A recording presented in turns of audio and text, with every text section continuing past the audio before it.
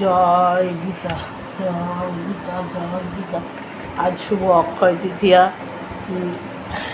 তাই একটুখানি গীতা পাঠ করছি সবার তৃতীয় অধ্যায় কর্মযোগের হচ্ছে শ্লোক 16। শ্লোক ঠিক আছে। এবং প্রবর্তিতং চক্রং নানুবর্তয়তি যঃ আয়ুর্গৃন্দ্রিয়ারাম মোঘং পার্থ সজীবিতি। হে অর্জুন, যে ব্যক্তি এই মনুষ্য জীবনে বেদের দ্বারা প্রতিষ্ঠিত যজ্ঞ অনুষ্ঠানের পন্থা অনুসরণ করে না, ইন্দ্রিয় সুখে লিপ্ত, সেই পাপী ব্যক্তি বৃথা জীবন ধারণ করে। এখানে গীতায় বলছে যে শ্রীকৃষ্ণ অর্জুনকে বলছেন, হে অর্জুন, যে ব্যক্তি এই মনুষ্য জীবনে বেদের দ্বারা প্রতিষ্ঠিত যজ্ঞ অনুষ্ঠানের পন্থা অনুসরণ করে না, ইন্দ্রিয় সুখে লিপ্ত, সেই পাপী ব্যক্তি বৃথা জীবন ধারণ করে। তাৎপর্য: বৈষয়িক জীবন দর্শন অনুযায়ী অক্লান্ত পরিশ্রমের দ্বারা অর্থ উপার্জন করে ইন্দ্রিয় সুখভোগ করার প্রচেষ্টাকে এখানে ভগবান নিন্দা করেছেন। তাই যারা জড় জাগতিক সুখভোগ করতে চায় তাদের এই সমস্ত যজ্ঞ অনুষ্ঠান করা একান্ত প্রয়োজন। যারা এই ধরনের বিধিনিষেধ মানে না, তারা অত্যন্ত ঝুঁকিপূর্ণ জীবনযাপন করেছে এবং বেশি করে অধঃপতিত হয়ে পড়েছে।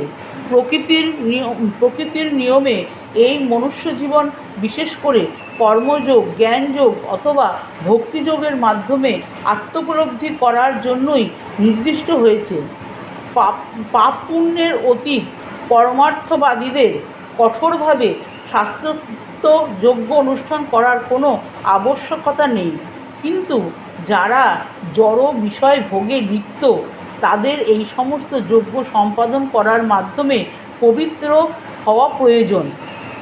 বিভিন্ন ধরনের কর্ম রয়েছে। যারা কৃষ্ণ ভাবনাময় নয় তারা অবশ্যই ইন্দ্রিয় পরায়ণ, তাই পূর্ণ কর্ম করা তাদের জন্য অত্যন্ত প্রয়োজন। যজ্ঞের পন্থাটি এমন পরিকল্পিতভাবে প্রস্তুত করা হয়েছে যে ইন্দ্রিয়পরায়ণ মানুষেরা কর্মফলের বন্ধনে আবদ্ধ না হয়েও তাদের কামনা বাসনা পরিতৃপ্ত করতে পারে।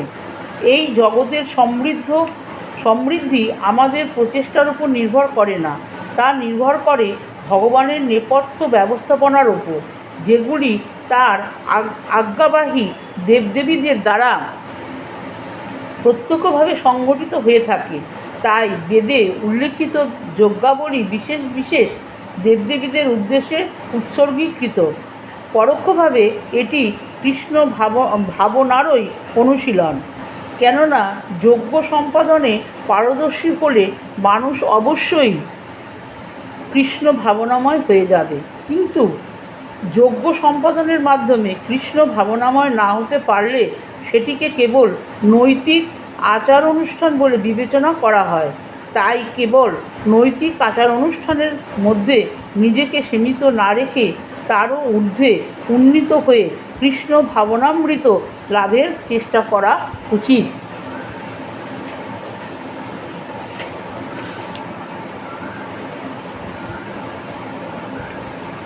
জয় গীতা। এবার হচ্ছে গীতা মাহাত্ম্য। গীতা শাস্ত্র মিলং পুণ্যং য পঠতে প্রযত পুমান বিষ্ণু পদমাপন্বিত ভয় শোকাদি বর্জিত। শ্রী ভাগবত গীতার দিব্য উপদেশ যথাযথভাবে পাঠ করতে পারলে অতি সহজেই সমস্ত ভয় ও উদ্বেগ থেকে মুক্ত হওয়া যায়। এই জীবনে ভয় ও শোকাদি থেকে মুক্ত হয়ে পরবর্তী জীবনে বিষ্ণু পাদপদ্মে চিন্ময় স্বরূপ অর্জন করা যাবে। গীতাধ্যানায় শিলস্য প্রাণায়াম পরস্য চ নৈব সন্তি হি পাপানি পূর্বজন্ম কৃতানি চ। কেউ যদি আন্তরিকভাবে এবং অত্যন্ত গুরুত্ব সহকারে ভাগবদ্গীতা পাঠ করে তাহলে ভগবানের করুণায় তার আর অতীতের সমস্ত পাপকর্মের ফল তার উপর আর ক্রিয়াশীল হবে না। মল নির্মোচনং পুংসাং জলসানাং দিনে দিনে সকৃতি গীতাস্তম্ভী স্নানং সংসার মলনাশনম। প্রতিদিন জলে স্নান করে মানুষ নিজেকে পরিচ্ছন্ন করতে পারে, কিন্তু কেউ যদি ভাগবদ্গীতার গঙ্গা জলে একটিবারও স্নান করে তাহলে তার জড় জীবনের মলিনতা একেবারেই বিনষ্ট হয়ে যায়। গীতা সুগীতা কর্তব্যা কিমন্য শাস্ত্র বিস্তরৈ, যা স্বয়ং পদ্মনাভস্য মুখপাদ্য বিনিসৃতা।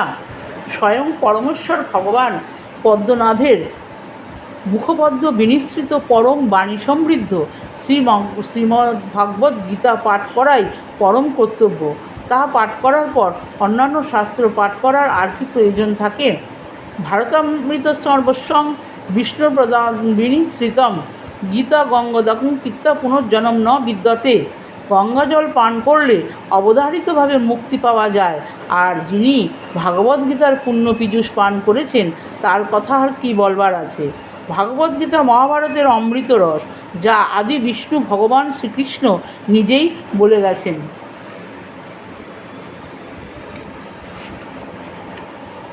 সর্বোপনিষদ গাব দগ্ধা গোপালনন্দন পার্থ বৎস সুধীর ভক্তা দুগ্ধং গীতা মৃতং মহৎ। সমস্ত উপনিষদের সারাতেসার এই গীতোপনিষদ ভাগবত গীতা ঠিক একটি গাভীর মতো।